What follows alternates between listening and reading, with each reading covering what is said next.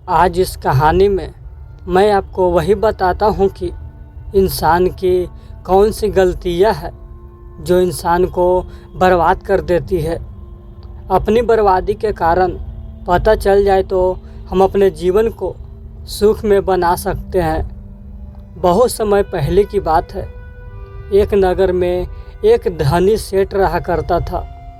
उस सेठ के पास सभी प्रकार की सुख सुविधाएं थी, लेकिन उसके कोई संतान नहीं थी। संतान के दुख में वो हमेशा चिंतित रहता था। फिर एक दिन उसे पता चलता है कि उसकी पत्नी गर्भवती है और उसने अपनी पत्नी का खूब ख्याल रखा। ऐसे में एक दिन उसके घर पर एक पुत्र का जन्म हुआ। सेठ पुत्र के जन्म पर बहुत प्रसन्न था। उसने पूरे नगर में मिठाई बंटवाई और उसने लालन पालन में कोई कमी नहीं छोड़ी। देखते ही देखते उसका पुत्र बड़ा हो गया। फिर सेठ ने उसे पुत्र को गुरुकुल भेजने का निर्णय किया ताकि वो पढ़ लिख कर एक विद्वान बन सके। अभी उसके पुत्र की उम्र ज़्यादा नहीं थी, लेकिन उसने छोटी सी उम्र में अपने बेटे को शिक्षा ग्रहण करने के लिए गुरुकुल भेज दिया था। गुरुकुल में वो बालक अच्छे से शिक्षा ग्रहण करता, अपने गुरुकुल के सभी अज्ञानों का पालन करता। ऐसे में वो बालक धीरे धीरे वहाँ का सबसे होनहार विद्यार्थी बन गया। गुरुकुल में उस बालक ने सारे वेद पुराण और शास्त्रों का अध्ययन किया और बहुत बड़ा विद्वान बन गया। लेकिन वो कहते हैं ना कि समय कब बदल जाए किसी को भी पता नहीं होता। ऐसे ही एक दिन किसी प्राकृतिक आपदा की वजह से उसके माता पिता की मृत्यु हो गई। जब उसके माता पिता की मृत्यु हुई तब तक उसे बालक की शिक्षा पूर्ण नहीं हुई थी, और जब उस बालक ने इस खबर को सुना कि उसके माता पिता अब इस दुनिया में नहीं रहे और उनका सब कुछ बर्बाद हो चुका है, तो उस बालक का इस संसारिक मोह माया से मन उठ गया। उसके बाद उसे बालक ने नीचे किया कि वह गुरुकुल से शिक्षा पूर्ण करने के बाद अपना संपूर्ण जीवन लोगों की भलाई में व्यतीत करेगा।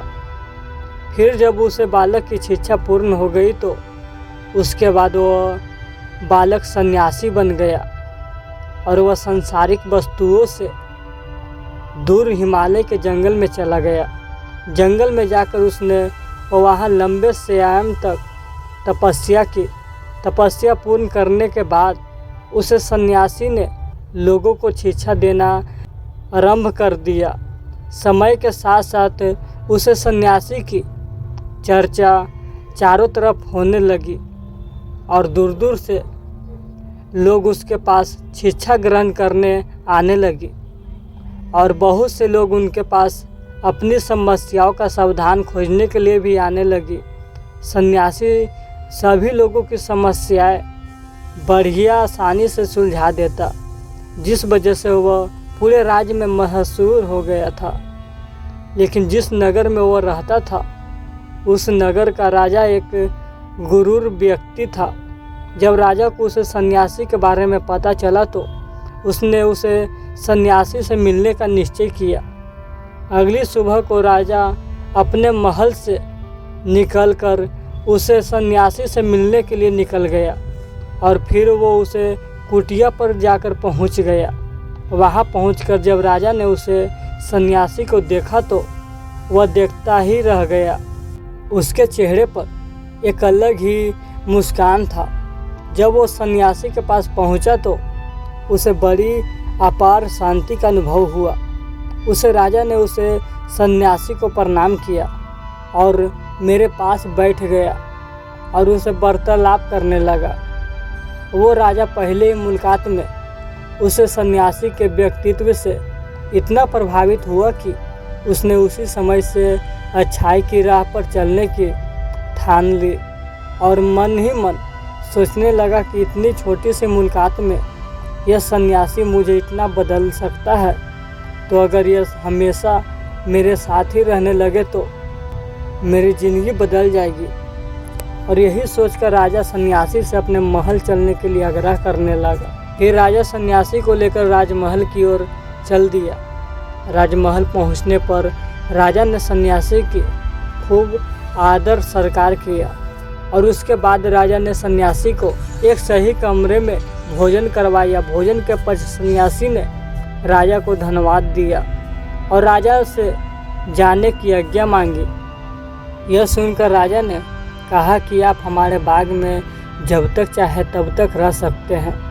आपको यहाँ पर किसी भी प्रकार की कोई असुविधा नहीं होगी और आप यहाँ रहेंगे तो हमारी प्रजा को भी अच्छा लगेगा और हमें भी अच्छा लगेगा।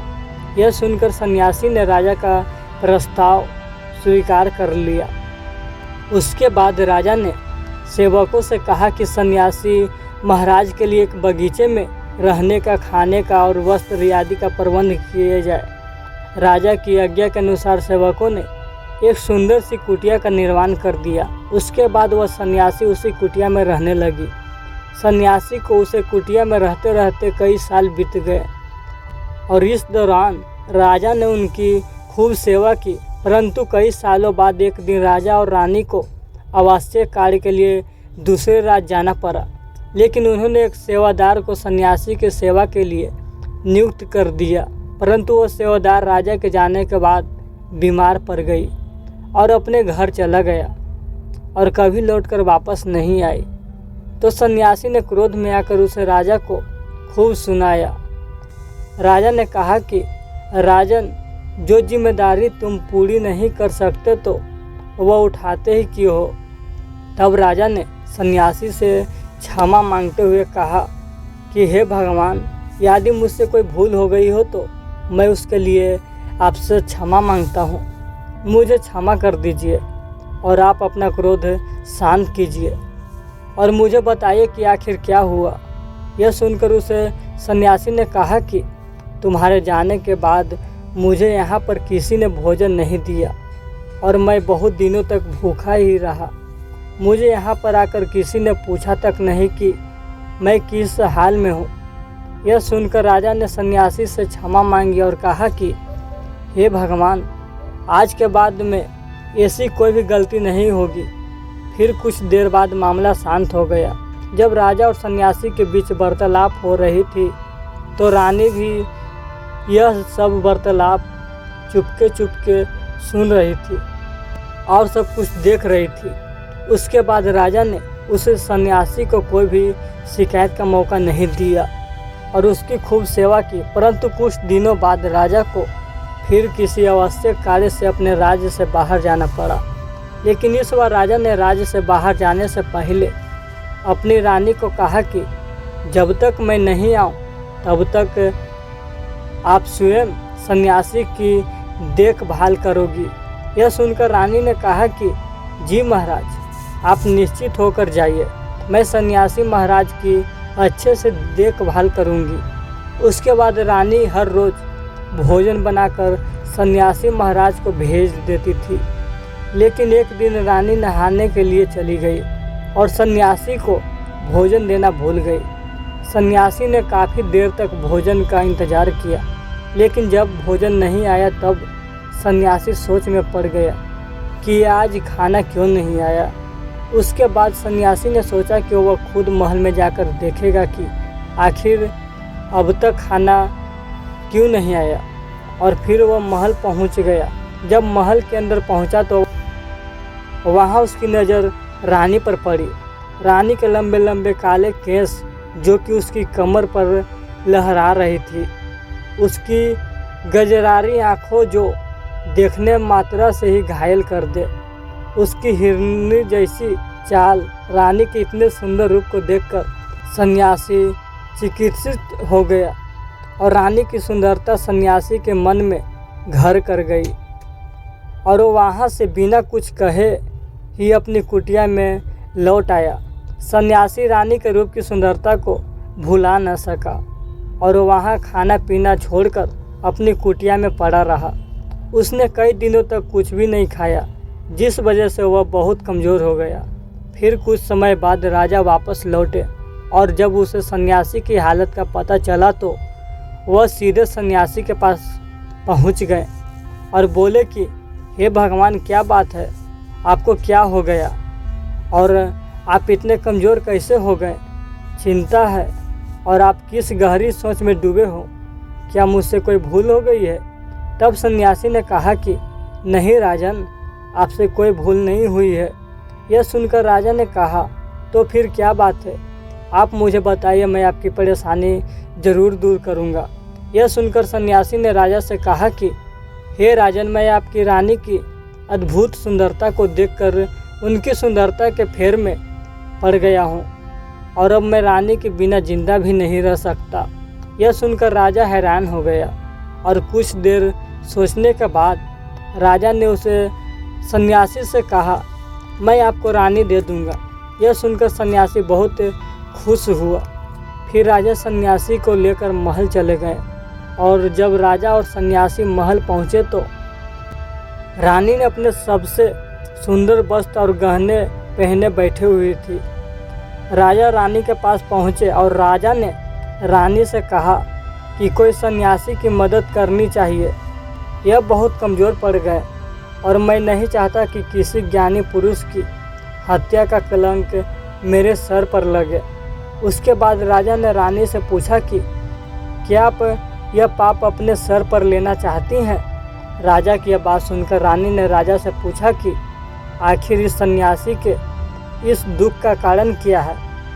तो राजा ने रानी से कहा कि सन्यासी आपकी अद्भुत सुंदरता के दीवाने हो गए।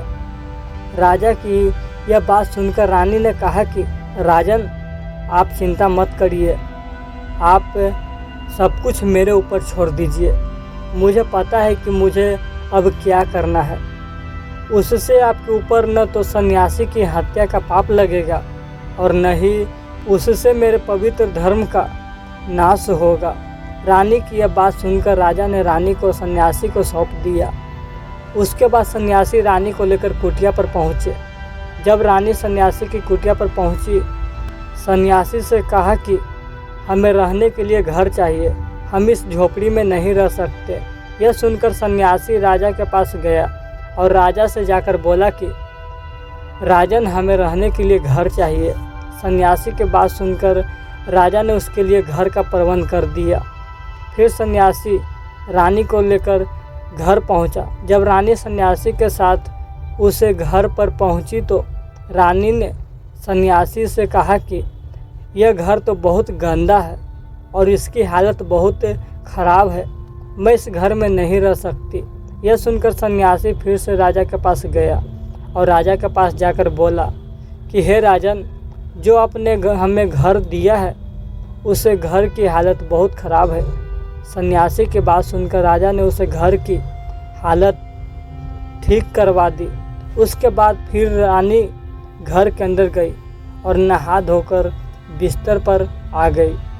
फिर सन्यासी भी बिस्तर पर आ गया। फिर उसके बाद रानी ने सन्यासी से कहा कि आपको पता है कि आप कौन हैं और आप क्या बन गए हैं?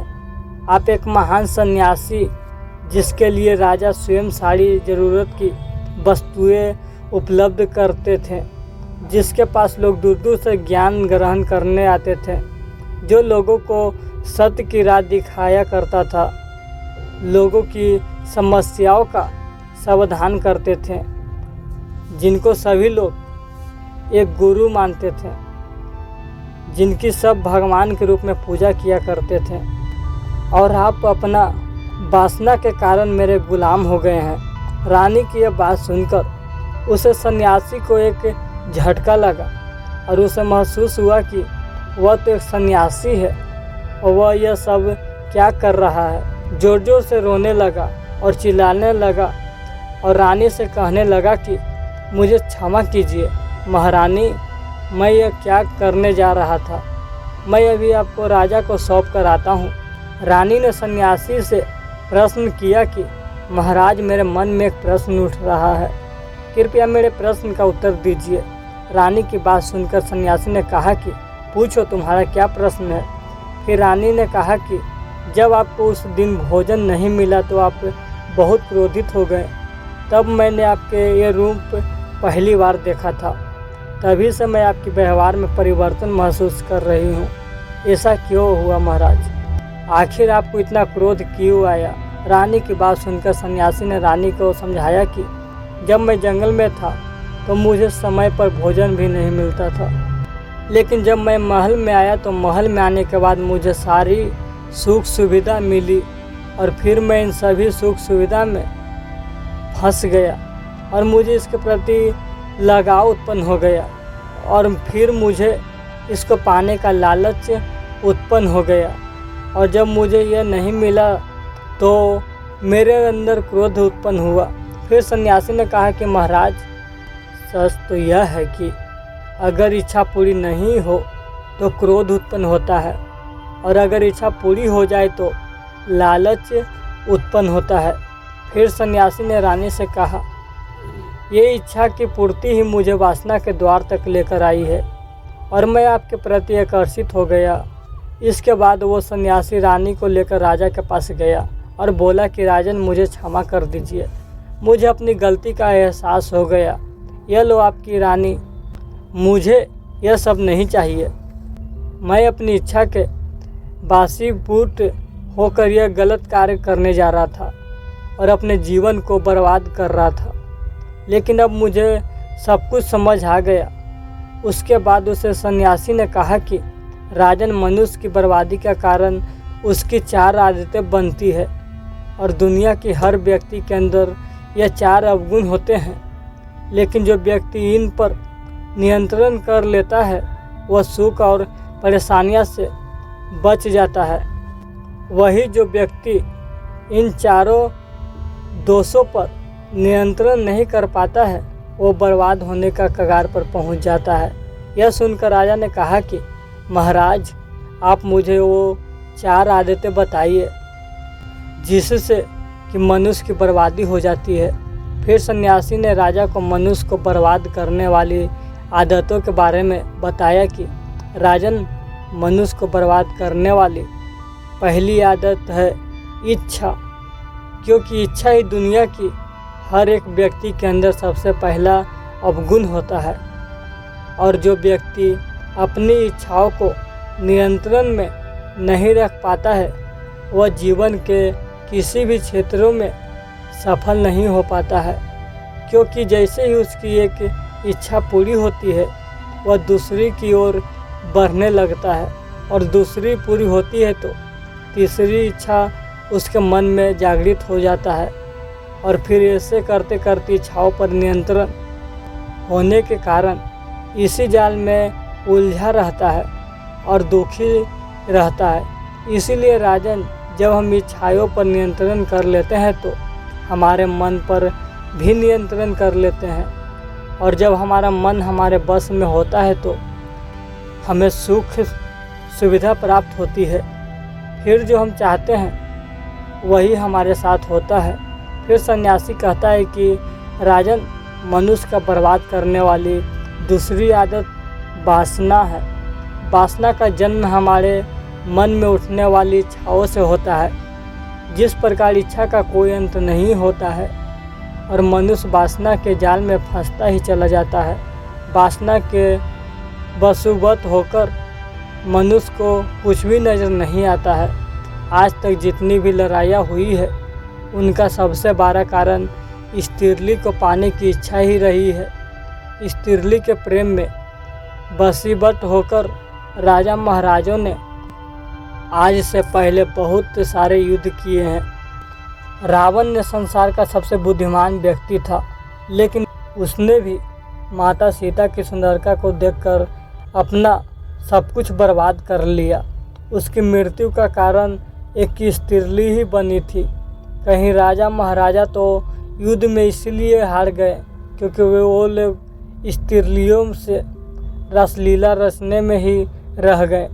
ईश्वर ने तो स्त्रीलिंग की उत्पत्ति इस संसार को बढ़ाने के लिए की है, लेकिन आजकल लोगों ने इसे अपनी वासना का शिकार बना लिया है, अपने मनोरंजन का साधन समझने लगे हैं और जब उन्होंने अपना यह मनोरंजन नहीं मिलता तो वो पागल हो जाते हैं और न जाने क्या क्या कर बैठते हैं। इसीलिए राजन जितना हो सके उतना वासना से दूर रहना चाहिए। फिर सन्यासी कहता है कि राजन, मनुष्य को बर्बाद करने वाली तीसरी आदत है क्रोध। क्योंकि जब मनुष्य की वासना की पूर्ति नहीं होती है तो उसके अंदर क्रोध उत्पन्न हो जाता है, और जब व्यक्ति को क्रोध आता है तो उसे उसका नियंत्रण नहीं होता है और फिर वो क्रोध में आकर कई गलत निर्णय ले लेता है और वो दूसरों को बुरा भला बोल देता है, गालियाँ निकाल देता है। और जब उनका क्रोध शांत होता है तो उन्हें अपनी गलतियाँ का एहसास हो जाता है, लेकिन जब तक तो सब कुछ बर्बाद हो चुका होता है। क्रोध के कारण मनुष्य के बने काम बिगड़ जाते हैं। जब मनुष्य के भीतर क्रोध उत्पन्न होता है तो वो अंदर से बहुत कमज़ोर हो जाता है, और एक कमज़ोर मनुष्य कुछ भी नहीं कर सकता, उसे कभी भी सफलता हासिल नहीं हो सकती। क्रोध हमारे भीतर तनाव को उत्पन्न करता है, और अगर एक बार हम तनाव में चले गए तो वो हमारा पूरा जीवन बर्बाद हो जाता है। फिर सन्यासी कहता है कि राजा, मनुष्य को बर्बाद करने वाली ज्योति आदत है लालच का फल सदैव बुरा होता है। लालच में पड़कर हम बहुत से लोगों का बुरा कर देते हैं। हम मनुष्य के जीवन में कभी न कभी ऐसे अगर आवश्यक आता है जब वो लालच कर बैठता है और अधिक पाने की लालसा में सब कुछ ऐसा कर बैठता है जिससे से जो उसके पास था वह उसे भी गंवा देता है। क्योंकि जैसे ही व्यक्ति की एक इच्छा पूरी होती है उसका लालच बढ़ जाता है और उसके मन में और कहीं जन्म लेने लगती है। जो व्यक्ति लालच करता है वह कामयाबी से कोसों दूर रहता है, क्योंकि एक न एक दिन लालच का दुश्मन सामने आता ही है। अगर हम समय रहते ही लालच को त्याग दें और उसकी फेर में न पड़े तो हम एक सफल व्यक्ति अवश्य बन सकते हैं। फिर अंत में सन्यासी राजा से कहता है कि राजन, अगर मनुष्य चारों आदतों को छोड़ देता है तो उसे जीवन में सफल होने से कोई नहीं रोक सकता। जो इन आदतों को नहीं छोड़ता है उसे जीवन में बर्बाद होने से कोई नहीं रोक सकता। मैं एक सन्यासी होकर इसकी फेर में पड़ गया था, तो सामान्य मनुष्य तो इससे बच नहीं सकता। इसीलिए राजन, मनुष्य को इन आदतों से हमेशा बचना चाहिए।